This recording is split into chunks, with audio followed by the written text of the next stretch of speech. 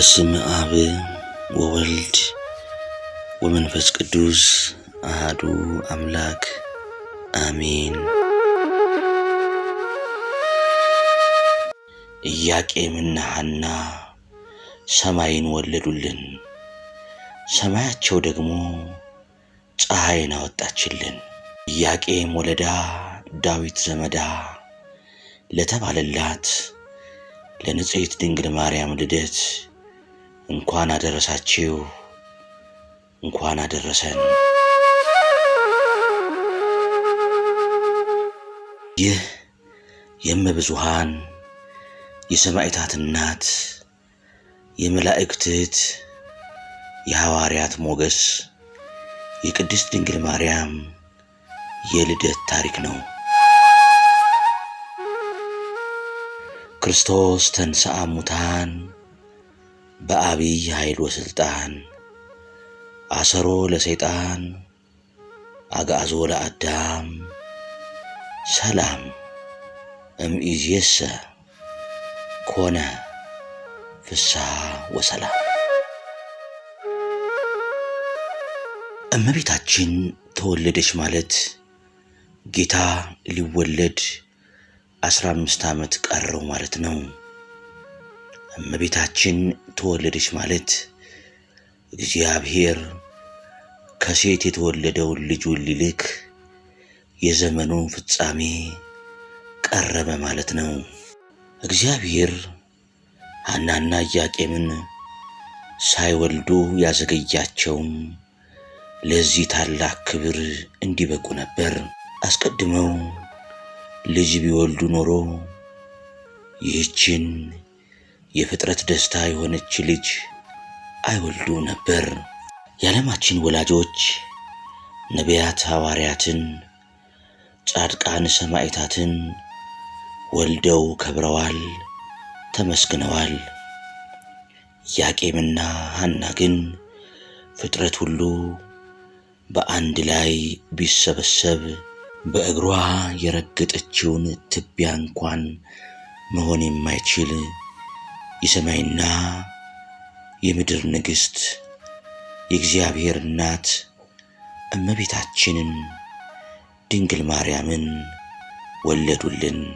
የእርሷ የልደት ቀን የፍጥረታት የደስታ ቀን ነው። ክርስቶስ ፀሐይ ከሆነ የዛሬዋ ዕለት ሰማይዋ የተዘረጋችበት ዕለት ነው። ክርስቶስ የሕይወት ውሃ ከሆነ ዛሬ ምንጯ የፈለቀችበት ዕለት ነው። ክርስቶስ መድኃኒት ከሆነ ዛሬ የመድኃኒቱ ሙዳይ የተገኘበት ዕለት ነው። ወንጌል በመጥምቁ ዮሐንስ መወለድ ብዙዎች ደስ ይላቸዋል ይላል። በእመቤታችን መወለድ ምን ያህል ሰዎች ደስ ይላቸው ይሆን?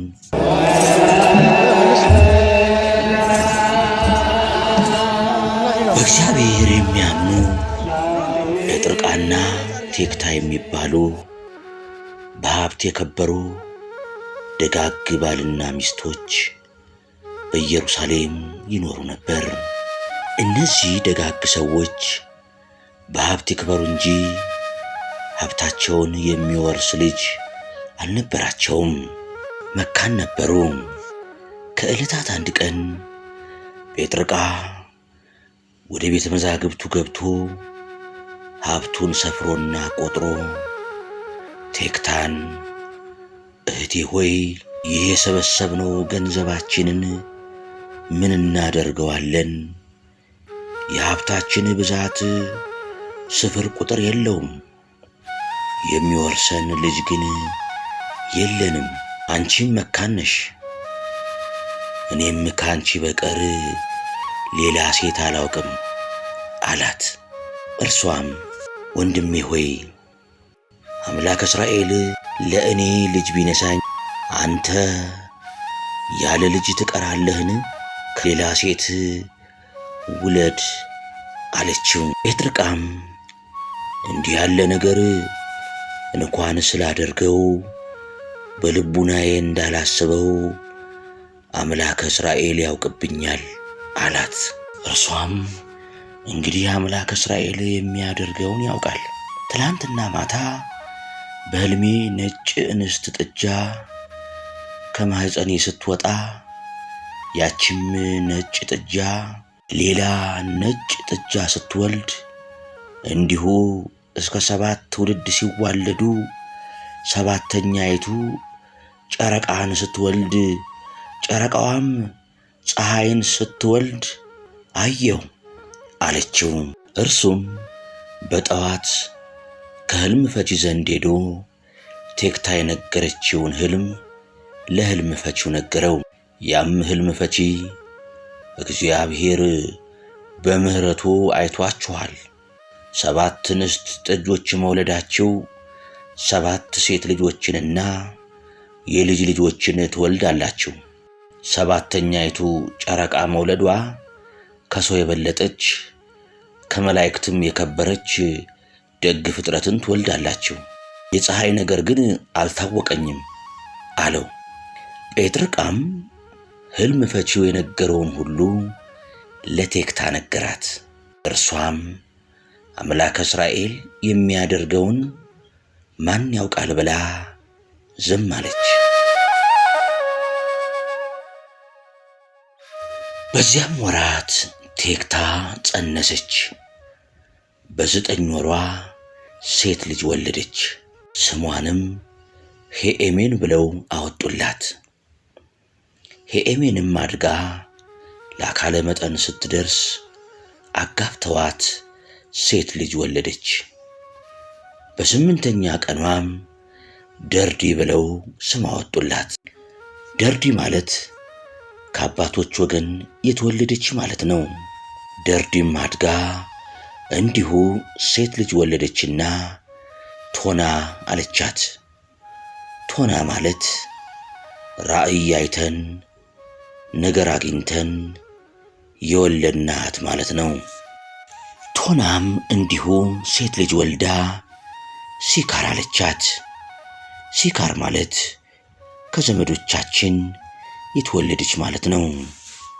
ቶናም እንዲሁ ሴት ልጅ ወልዳ ሲካር አለቻት። ሲካር ማለት ከዘመዶቻችን የተወለደች ማለት ነው። ሲካርም እንዲሁ አድጋ ለአካለ መጠን ስትደርስ ባላጋቧት ሴት ልጅም ወለደች።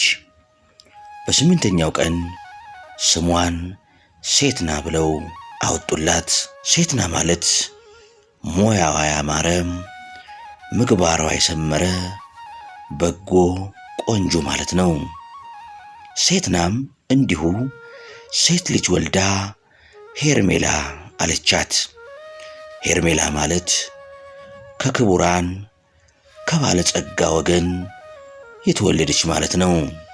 ሄርሜላም እንዲሁ አድጋ ለአካለ መጠን ስትደርስ አጋብተዋት ሴት ልጅ ወለደች። በ8ኛ ቀኗም ሐና ብለው ስም አወጡላት። ሐና ማለትም በሃይማኖት በምግባር የጸናች በንጽሕና በቅድስና የተሸለመች ክብርት ወልዕልት ደግ ፍጥረት ማለት ነው። ከጴጥርቃና ከቴክታ የተወለዱት 67 ወንዶች ልጆች አሉ። የእመቤታችን የድንግል ማርያምን ትውልድ ለመቁጠር ትንቢት አልተነገረላቸውም፣ ሱባኤም አልተቆጠረላቸውምና ስማቸው አልተጻፈም። ሐና አደገች። ለአካለ መጠን ስትደርስ ከቤተ መንግሥት ወገን ከዳዊት ወገን ከሆነው ከቅዱስ ኢያቄም ጋር አጋቧት። ቅዱሳን ኢያቄምና ሐና ሲኖሩ ልጅ አጡ። ከሰው የሚደርስባቸውን ሽሙጥና ሐዘናቸውን ያርቅላቸው ዘንድ በቀንና በሌሊት ወደ እግዚአብሔር ፈጽመው ይጸልዩ ይማልዱ ነበር። አንድ ቀን ወደ እግዚአብሔር ቤት ሄደው ሲጸልዩ ሲያዝኑ አሉ። ሐዘናቸው እንዴትስ ነው ቢሉ ኢያቄም አቤቱ የአባቶቼ የእስራኤል አምላክ እኔ ባሪያህን ስማኝ፣ ጸሎቴን ተቀበል፣ ለዓይኔ ማረፊያ ለልቤ ተስፋ የሚሆን የተባረከ ልጅ ስጠኝ ብሎ ሲለምን ዋለ። ሐናም በበኩሏ አቤቱ ጌታዬ የአባቶቼ የእስራኤል አምላክ ባሪያ እለምንሃለሁ፣ ለዓይኔ ማረፊያ ለልቤ ተስፋ የምትሆነኝ የተባረከች ልጅ የማኅፀኔን ፍሬ ስጠኝ ብላ ስትለምን ዋለች። እንዲህ ብለው ሲያዝኑ ሲጸልዩ ዋሉ። በዚህ ወቅት ርግብ ከልጆቿ ጋር ስትጫወት አይታ አቤቱ ጌታዬ ሆይ ለዚህች ግዕዛን ለሌላት እንስሳ ልጅ የሰጠህ አምላክ ምነው ለእኔ ልጅ ነሳኸኝ ብላ አምርራ አለቀሰች። ወዲያው ከሊቀ ካህናቱ ከዘካርያስ ዘንድ ሄደው አቤቱ ጌታችን ሆይ ወንድ ልጅ ብንወልድ ተምሮ ቤተ እግዚአብሔርን አገልግሎ እንዲኖር እንሰጣለን፣ ሴት ልጅን ብንወልድ ውሃ ቀድታ መሶበ ወርቅ ሰፍታ መጋረጃ ፈትላ ካህናትን አገልግላ እንድትኖር እንሰጣለን ብለው ተሳሉ። ሊቀ ካህኑ ዘካርያስም እግዚአብሔር ጸሎታችሁን ይስማችሁ፣ ስዕለታችሁን ይቀበላችሁ፣ ጸሐቀ ልቡናችሁን ይፈጽምላችሁ ብሎ ጸሎታቸውን አሳረገላቸው። ሰውን የሚወድ እግዚአብሔርም ከዘራቸው ለዓለም ሁሉ መድኃኒት ይሆን ዘንድ መልካም የሆነ ሐሳባቸውን ተመለከተ። ኢያቄምና ሐና በዕለቱ ራእይ አይተው ነገር አግኝተው አደሩ። ራእዩም ኢያቄም ሰባቱ ሰማያት እንደ መጋረጃ ተገልጠው ከላይኛው ሰማይ ነጭ ወፍ ወርዶ በራሱ ላይ ሲቀመጥ አየ። ለሐና ነገራት። ሐናም እኔም አየሁ አለችው። ምን አየሽ ቢላት ነጭ ርግብ መታ በራሴ ላይ ወርዳ በጆሮዬ ገብታ በማኅፀኔ ስትተኛ አየሁ አለችው። ርግብ የተባለች እመቤታችን ድንግል ማርያም ናት። ነጭነቷ ንጽሕናዋን ቅድስናዋን ያሳያል። ነጭ ርግብ መታ በራሴ ላይ ተቀምጣ ከራሴ ወርዳ በጆሮዬ ገብታ በማኅፀኔ ስትተኛ አየሁ ማለቷ ብስራተ ገብርኤልን በጆሮዋ ሰምታ እመቤታችን ቅድስት ድንግል ማርያም ጌታችንን መጽነሷን ነው። ይህንንም ራእይ ያዩት ሐምሌ 30 ቀን ነበር። እንዲህ ያለ ራእይ ካየን ነገር ካገኘን ብለው ዕለቱን በሩካቤ ሥጋ አልተገናኙም።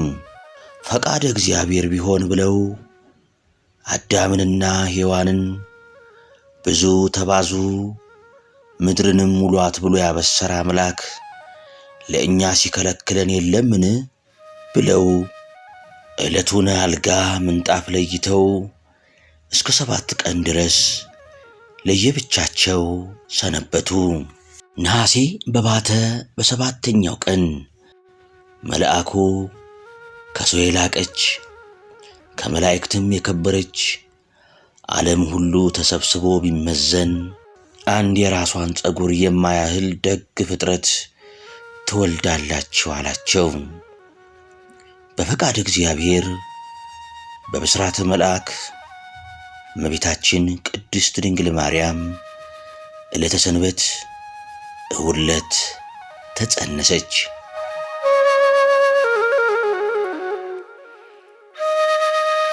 እመቤታችን በተጸነሰች ዕለት አይሁድ ቀንተው ተነሱባቸው። ቀናቱም እንዴት ነው ቢሉ ሳሚናስ የሚባል የጦሊቅ ልጅ ከኤዶቅ ካጎት ቤት ሄዶ ሞተ። እነርሱም እንቀብረዋለን ብለው በአልጋ ይዘው ሲሄዱ ከመንገድ አሳረፉት። ያናም ያጎቷ ልጅ ነበርና ለማልቀስ ብትደርስ ዘመዶቿ ሁሉ ተሰብስበው ሲላቀሱ ቆይቷል። እርሷም አብራ ስታለቅስ ጥላዋ ከዚህ ሞት ላይ ቢያርፍበት መግነዝ ፍቱልኝ ሳይል የሞተው ልጅ ብድግ ብሎ ተነሳ። ሕዝቡ ሁሉ ተገረሙ፣ ተደሰቱ። አይሁድም አብረው ነበሩና ሳሚናስ ሆይ ምን አየህ? ምንስ ትላለህ ቢሉት ከሐና ማኅፀን የምትወለደው ሕፃን ሰማይ ምድርን እምቅ አየርን የፈጠረ አምላክን ትወልዳለች እያሉ መላእክት ሁሉ ሲያመሰግኗት ሰማሁ። እኔንም ያስነሳችኝ ያዳነችኝ እርሷ ናት አላቸው። ያን ጊዜ አይሁድ እነ ዳዊት እነ ሰለሞን አባቶቻችን 40 ዓመት እንደ ሰም አቅልጠው እንደ ገል ቀጥቅጠው ገዙን፣ ከሐና የሚወለደው እንዲሁ ሊገዛን ነውን ብለው ሳይወለድ እንግደለው ብለው ሊገድሉ ያስቡ ነበር። መልአኩም አይሁድ እንዳያገኟቸው ወደ ሊባኖስ እንዲሰደዱ ነገራቸው። እመቤታችን ቅድስት ድንግል ማርያም በሊባኖስ ግንቦት 1 ቀን ተወለደች። እመቤታችን በተወለደችበት ዕለት ደስታ ተደረገ። ቤታቸው በብርሃን ተሞላ። በ8ኛው ቀን ማርያም ብለው ስም አወጡላት። በዚህም መሠረት የእመቤታችንን የልደት በዓል በታላቅ ክብር ከሚያከብሩ አብያተ ክርስቲያናት መካከል ዋነኛዋ የኢትዮጵያ ኦርቶዶክስ ተዋሕዶ ቤተ ክርስቲያን ናት።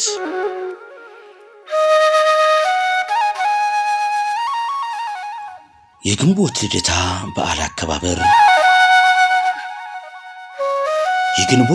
በዓል አከባበር በቤተ ክርስቲያናችን ትውፊት መሠረት ኢያቄምና ሐና ከአይሁድ ለማምለጥ ተሰደው ሳለ ምግባቸው ንፍሮና ጥራጥሬ ስለነበር ይህንን ትውፊት መሠረት በማድረግ በቤተ ክርስቲያን በማህሌት በቅዳሴና ታቦታትን በማክበር ከመኖሪያ ቤት ደግሞ ውጪ ላይ ቂጣ ጋግሮ ንፍሮ ቀቅሎ እየተበላ ይከበራል።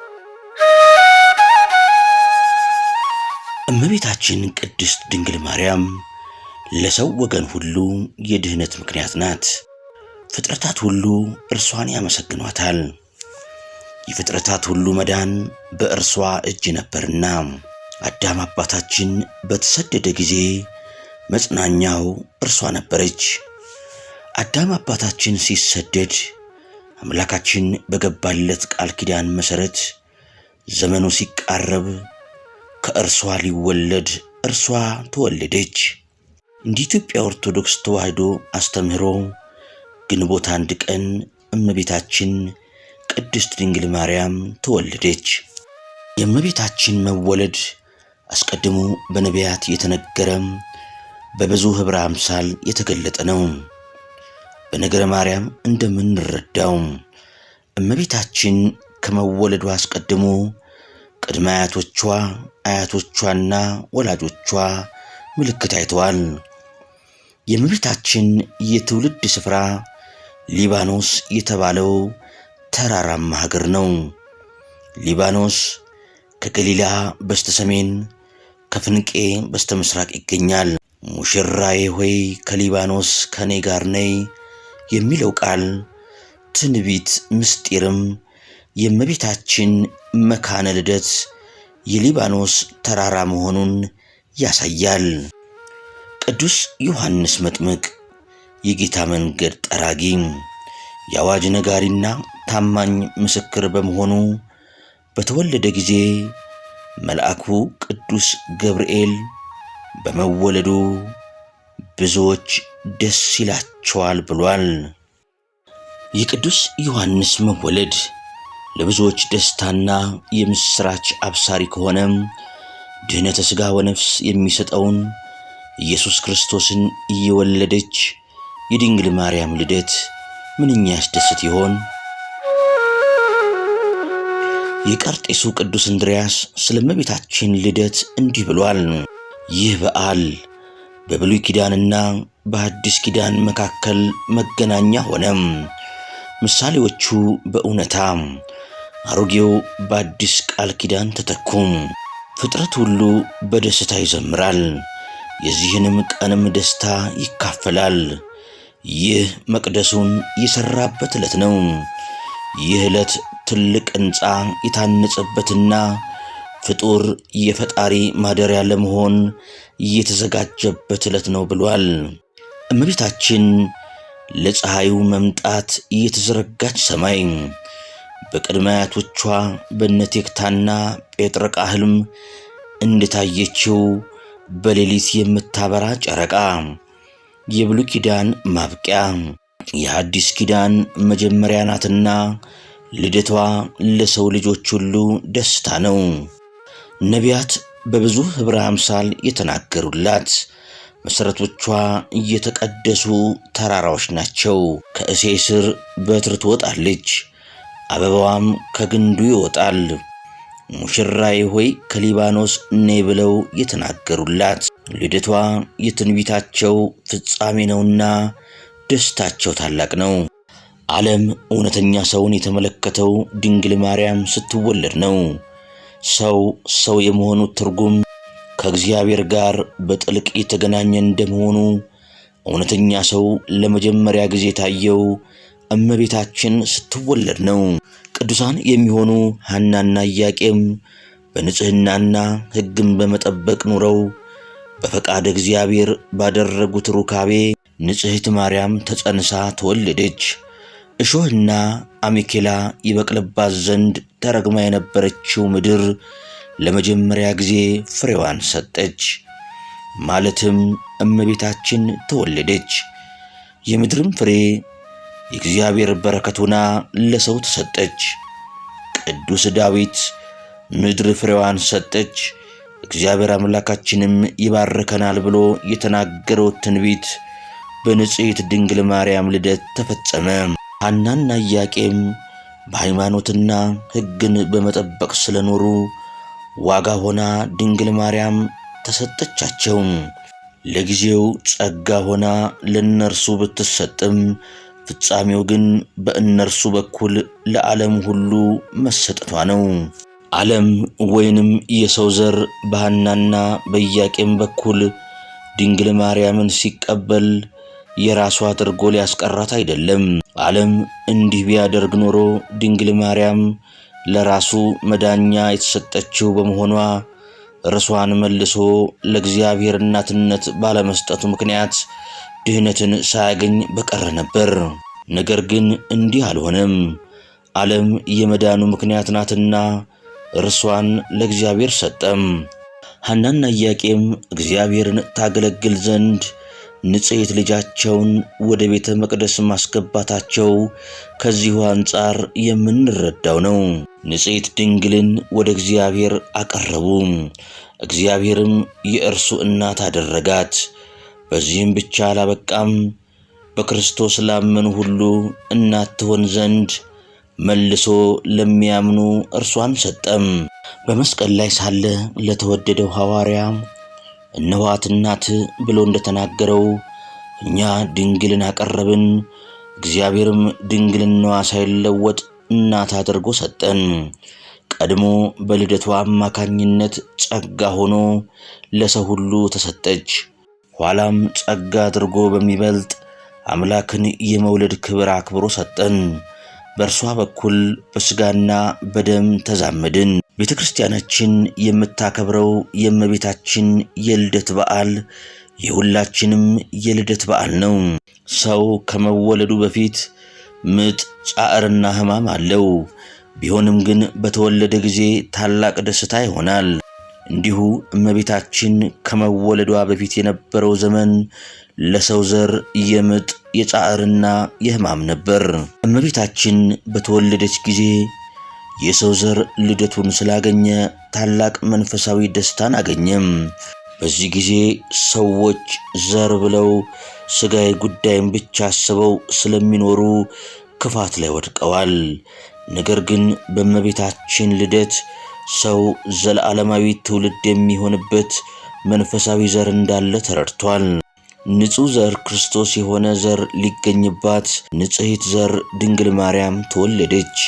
በኦርቶዶክሳዊት ተዋሕዶ ቤተክርስቲያን ግንቦት 1 ቀን የእመቤታችን የቅድስት ድንግል ማርያም ልደት የሚከበርበት ዕለት ነው።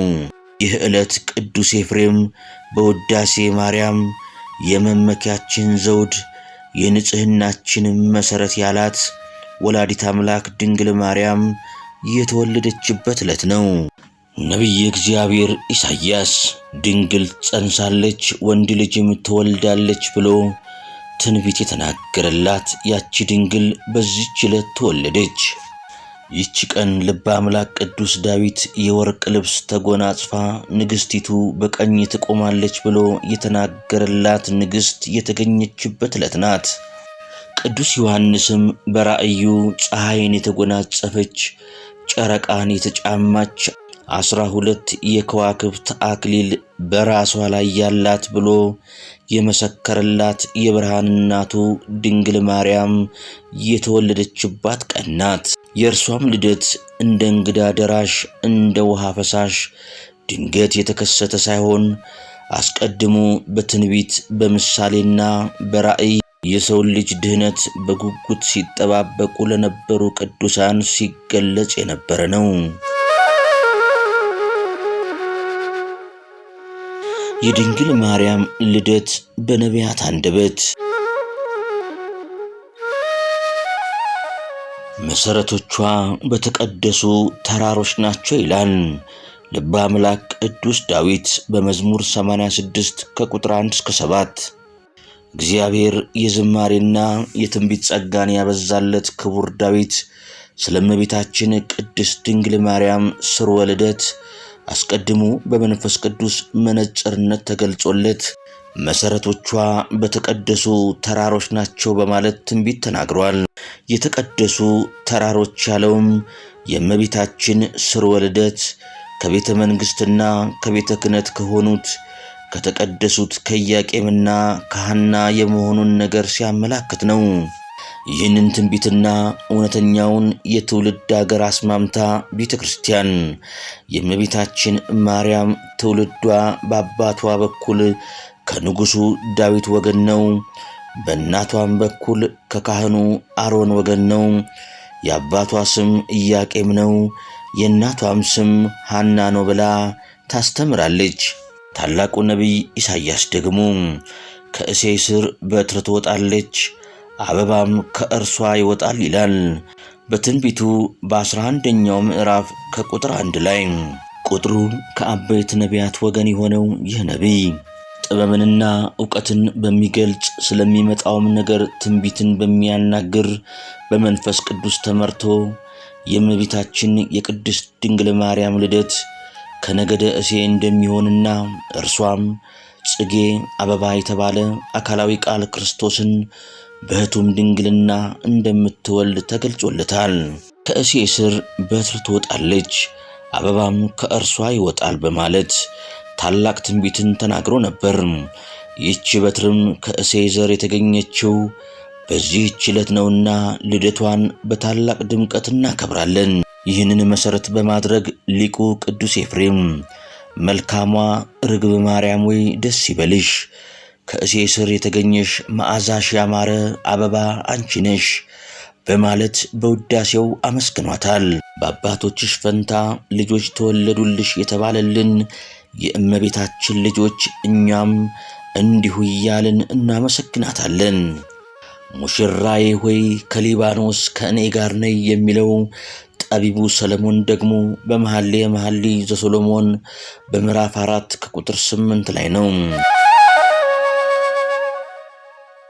በኦርቶዶክሳዊት ተዋሕዶ ቤተክርስቲያን መጻሕፍት መሠረት የእመቤታችን የትውልድ ስፍራ ሊባኖስ የተባለው ተራራማ ሀገር ነው።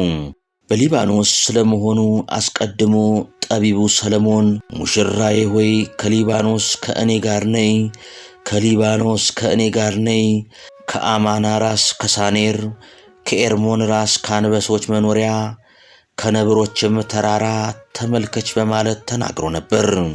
የዚህ ትንቢት ምስጢርም የእመቤታችን መካነ ልደት የሊባኖስ ተራራ ስለመሆኑ የሚያጠይቅ እንደሆነ ምስክርነታቸው የታመነ የቤተ ክርስቲያን ሊቃውንት ያስረዳሉ።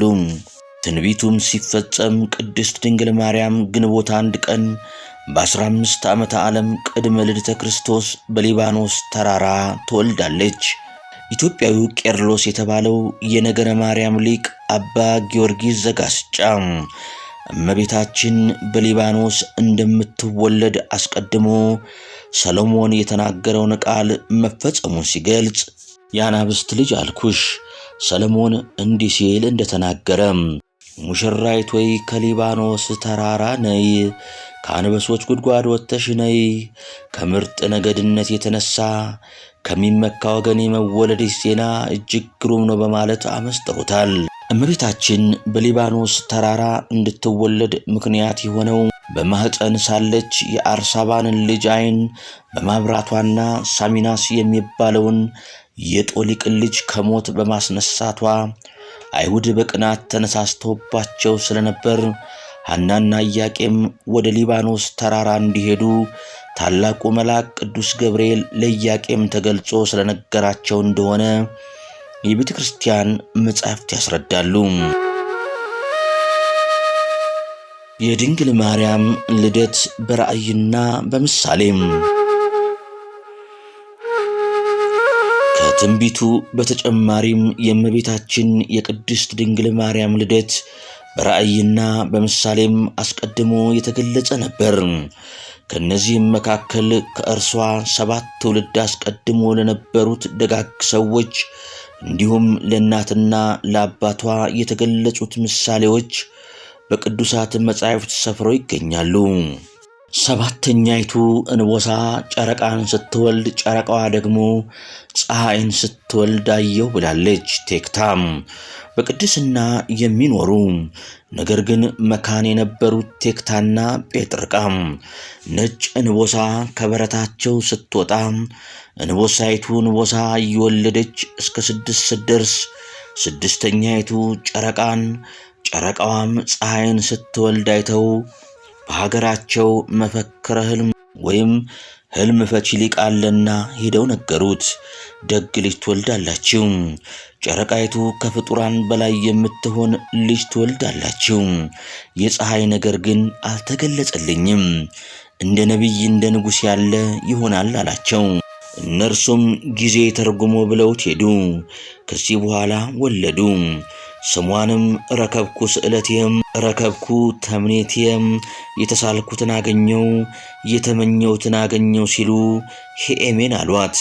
ሄኤሜን ዴርዴን፣ ዴርዴ ቶናን፣ ቶና ሲካርን፣ ሲካር ሄርሜላን፣ ሄርሜላ ሐናን ወለደች።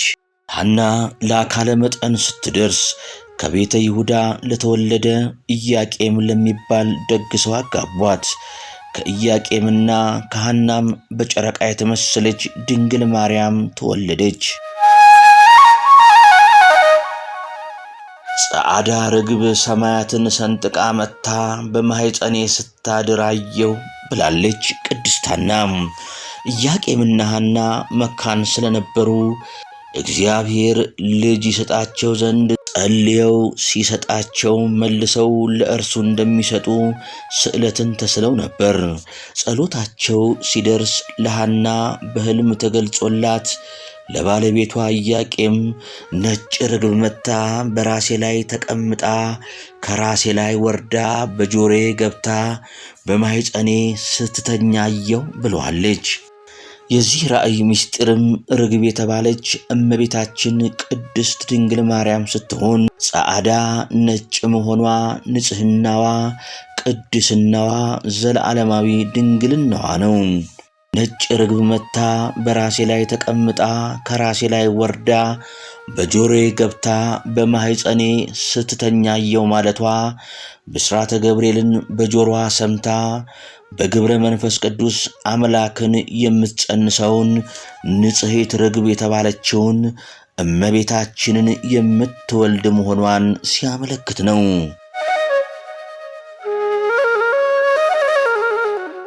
ከሰባተኛው ሰማይ ነጭ ወፍ ወርዶ በራሴ ላይ ሲቀመጥ አየሁ ብሏል ቅዱስ ኢያቄም። በተመሳሳይ ኢያቄም በሕልሙ ያየውን ለባለቤቱ ለሐና ሰባቱ ሰማያት እንደ መጋረጃ ተገልጠው ከላይኛው ሰማይ ነጭ ወፍ ወርዶ በራሴ ላይ ሲቀመጥ አየሁ ብሎ በሕልሙ የተገለጸለትን ነግሯታል። የዚህም ራእይ ምስጢር ወፍ የተባለው አካላዊ ቃል ኢየሱስ ክርስቶስ ሲሆን ነጭነቱ ንጽሐ ባሕሪው ነው።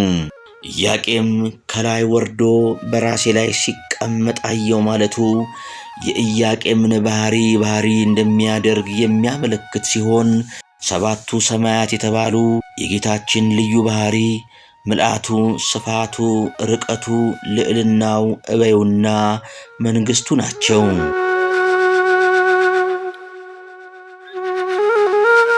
የድንግል ማርያም ልደት በሐዲስ ኪዳን ሊቃውንት። የሐዲስ ኪዳን ሊቃውንትም ትንቢተ ነቢያትንና ወንጌልን በማጣጣም የእመቤታችንን የቅድስት ድንግል ማርያም ልደት አመስጥረው አስተምረዋል፣ አመስግነዋል፣ ተቃኝተዋልም። የእርሷን ልደት እጅግ ብዙ ሊቃውንት በስፋትና በጥልቀት እያመሰጠሩት ሲሆን የተወሰኑትን እንጠቅሳለን። ማርያምስ ከጥንት ጀምሮ በአዳም ባሕሪ ውስጥ እንደ ነጭ ዕንቁ ታበራለች። ቅዱስ ያሬድ። ኢትዮጵያዊው ሊቅ ቅዱስ ያሬድ ስለ እመቤታችን ልደት ማርያም ግን ከጥንት ጀምሮ በአዳም ባሕሪ ውስጥ እንደ ነጭ ዕንቁ ታበራለች በማለት እርሷ በደፈረሰው ዓለም በንጽሕና፣ በቅድስና፣ በድንግልና ስታበራ እንደነበርና ኋላም የዓለም ብርሃን የሆነውን ኢየሱስ ክርስቶስን መውለዷን አመስጥሮ ተናግሯል። በተጨማሪም ስለ ስርወ ልደቷ ስሮቿ በምድር ጫፎቿም በሰማይ ያሉ የወይን ሐረግ በማለት የተወለደችው በምድር ከነበሩት ከኢያቄምና ሐና መሆኑን የወለደችው ግን ሰማያዊውን ንጉሥ እንደሆነ በማመስጠር ዘምሯል። በዚህም ሰውና እግዚአብሔርን ያገናኘች መሰላል መሆኗን ገልጾ አስተምሯል። ድንግል ሆይ በኃጢአት ፍትወት የተጸነሽ አይደለም፣ በሕግ በሩካቤ ከሐናና ከኢያቄም ተወለድሽ እንጂ። አባ ሕርያቆስ። የብህንሳው ሊቀ ጳጳስ አባ ሕርያቆስም በቅዳሴ ማርያም ድንግል ሆይ በኃጢአት ፍትወት የተጸነሽ አይደለም፣ በሕግ በሩካቤ ከሐናና ከኢያቄም ተወለድሽ እንጂ በማለት የድንግል ማርያም ጽንሰትና ልደት እንዴት እንደነበር በድርሰቱ አስፍሮታል። ትውልድ ሁሉ ብፅዕት የሚላት የሁላችን እናት ድንግል ማርያም በሕግ በሆነ በሩካቤ ከሐናና ከኢያቄም ነሐሴ 7 ቀን ተጸንሳ ከ9 ወር ከ5 ቀን በኋላ ግንቦት 1 ቀን ትወልዳለች። እርሷም ስትጸነስ ጀምሮ መንፈስ ቅዱስ ከጥንት አብሶ ጠብቋታል፣ አበሳው አልነካትም። ይህንንም ነቢየ እግዚአብሔር ኢሳይያስ በኃጢአት በተከበበ መርገም በሞላበት ዓለም ውስጥ ከኃጢአት በደል ርቃ ተለይታ እንደ ጌዲዮን ጸምር በንጽሕና የተጌጠች ንጽሕት ዘር መሆኗን ሲያስረዳ የሰራዊት ጌታ እግዚአብሔር ዘርን ባያስቀርልን ኖሮ እንደ ሰዶም በሆንን እንደ ገሞራም በመሰልን ነበር በማለት ተናግሯል። እንዲሁም ጠቢቡ ሰለሞን ንጽሕናዋን በትንቢት መነጽር አይቶ ወዳጄ ሆይ ሁለንተናሽ ውብ ነው፣ ምንም ነውር የለብሽም፣ ሙሽሪት ወይ ከሊባኖስ ነይ በማለት በንጽሕና በቅድስና ያጌጠች መርገመ ሥጋ መርገመ ነፍስ ያልነካት የድኅነታችን ምልክት የንጽሕናችን መሠረት የሰው ባህሪ ከእግዚአብሔር ጋር እንዲዋሃድ ምክንያት የሆነች ንጽሕት የሰርግ ቤት ድንግል ማርያም በሊባኖስ የመወለዷን ነገር አስቀድሞ ነግሮናል። ይህች ዕለት ትልቅ ሕንፃ የታነጸባትና ፍጡር የፈጣሪ ማደሪያ ለመሆን የተዘጋጀባት ዕለት ናት። ቅዱስ እንድርያስ። የቀርጤሱ ቅዱስ እንድርያስ የከበረ ስለሆነው ስለ እመቤታችን ቅድስት ድንግል ማርያም ልደት ታላቅነት እንዲህ ሲል ተናገረም። ይህ በዓል በሐዲስና በብሉይ ኪዳን መካከል መገኛ ሆነ። ምሳሌዎቹ በእውነታ አሮጌው በአዲስ ቃል ኪዳን ተተኩም። ፍጥረት ሁሉ በደስታ ይዘምራል፣ የዚህንም ቀንም ደስታ ይካፈላል። ይህ ዕለት ጌታ መቅደሱን የሠራበት ዕለት ነው። ይህ ዕለት ትልቅ ሕንፃ የታነጸበትና ፍጡር የፈጣሪ ማደሪያ ለመሆን የተዘጋጀበት ዕለት ነው በማለት ገልጾታል። በእውነት የእርሷ ልደት የልዑል ማደሪያው መቅደስ የተሠራበት ዕለት ነውና ሁላችን እናከብረዋለን። በዚህም ዕለት እነሆ ዛሬ በእመቤታችን ልደት ደስታ ሆነ እያልን እንዘምራለን። ይህችን የልዑል ማደሪያ እናቷ ሐናና አባቷ ኢያቄምም በእጅጉ ተደስተው በተወለደች በ8ኛ ቀኗ ስሟን ማርያም ብለው ሰይመዋታል። የእመቤታችን የልደት በዓል አከባበር አባታችን አዳም በኃጢአት ከወደቀ በኋላ ንስሐ በገባ ጊዜ አምላካችን ጌታ እግዚአብሔር የድኅነት ቃል ኪዳን ገባለት። ቃል ኪዳኑም ከልጅ ልጅ ተወልጄ አድንሃለሁ የሚል ነበር። ስለሆነም አዳም 5500 ዘመን የሕይወት ምክንያት የሆነች የልጅ ልጁ እመቤታችን ድንግል ማርያም ከአብራኩ ከተከፈሉ ቅዱሳን ልጆቹ የምትወለድበትን ቀን ተስፋ እያደረገ ኖረም። የእመቤታችን የድንግል ማርያምን የመወለዷን ዜና ተስፋ በማድረግ ሴት ይላት የነበረውን ሚስቱን ሔዋንን በእመቤታችን ምሳሌነት ሔዋን የሕያዋን ሁሉ እናት ብሎ ሰየማት። ዳግማዊ አዳም የተባለ ክርስቶስም የአዳምን ተስፋ በመስቀል ላይ በፈጸመ ጊዜ እውነተኛዋን ሔዋን ዳግሚት አማናዊት ሔዋንን ድንግል ማርያምን በዮሐንስ ወንጌላዊ በኩል ለሕያዋን ምእመናን ሁሉ እናት አድርጎ ሰጠም። ይህን የከበረ ምስጢር የማይረዳ ክርስቲያን እንዴት ያሳዝናል! እኛ ኦርቶዶክሳውያን ክርስቲያኖች ግን የቀዳማዊ አባታችንን የአዳምን እንዲሁም በዳግም ተፈጥሮ ያከበረንን ዳግማዊ አዳም የተባለ የጌታችን የመድኃኒታችን የኢየሱስ ክርስቶስን ቃል ተቀብለን የሕያዋን ሁሉ እናት ድንግል ማርያምን ልደቷን በፍጹም ደስታ እናከብራለን። ከተወደደ ልጇ ምሕረትን ትለምንልንም ዘንድ ወደ እርሷ እናንጋጥጣለን። በኦርቶዶክሳዊት ተዋሕዶ ቤተ ክርስቲያን ያለን ምእመናን ከጌታችን ልደት ቀጥሎ በታላቅ ድምቀት የምናከብረው የልደት በዓል የእመቤታችን የቅድስት ድንግል ማርያም የልደት ቀን ነው። ስለ ቅዱስ ዮሐንስ በመወለዱ ብዙዎች ደስ ይላቸዋል ከተባለ የድንግል ማርያም ልደት ምንኛ የሚያስደስት ይሆን! የነቢያቱ ትንቢት የተፈጸመበት፣ የታየው ራእይም በገሃድ የተከናወነበት፣ የብሉይ ኪዳን ማብቂያ የአዲስ ኪዳን መጀመሪያ ናትና ልደቷ ለሰው ልጆች ሁሉ ለሕያዋን ሁሉ ታላቅ የደስታ ቀን ነው። ሰማያውያን ቅዱሳን መላእክትም በንጽሕናዋ በቅድስናዋ ተደንቀው እህታችን እነኋት ብለው ያመሰግኗታል።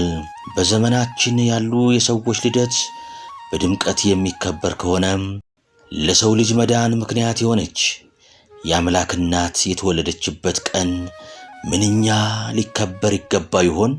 ቤተ ክርስቲያን የቅድስት ድንግል ማርያምን ልደት በታላቅ ድምቀት የምታከብረው ከዚህ ታላቅ በዓል በረከት ረድኤትን እንድናገኝበት ነው። የሕይወት ክርስቶስ እናት ዛሬ ተወልዳለችና።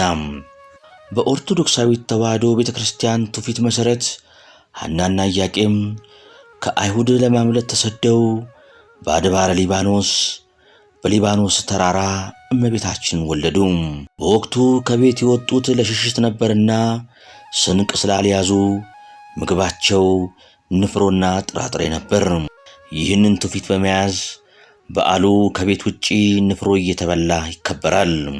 ነገር ግን በበጎ ነገሮች ሰበብ ክፉ ዓላማውን ማስፈጸም የሚፈልገው ዲያብሎስ በማር መካከል መርዝን ከሚጨምርባቸው መንፈሳዊ በዓላት አንዱ የግንቦት ልደታ የእመቤታችን የልደት በዓል ነው።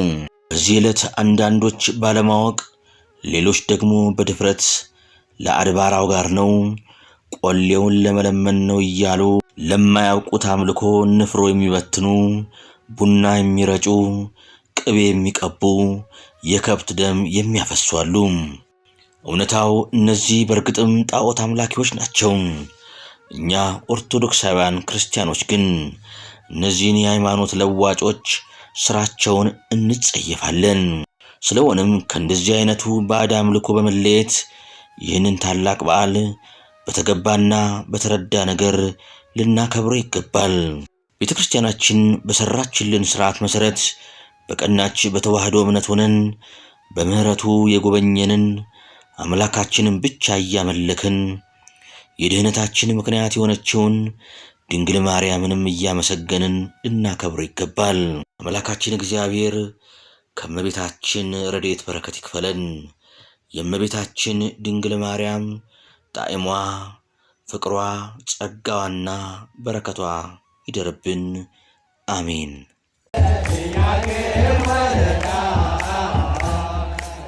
Yeah.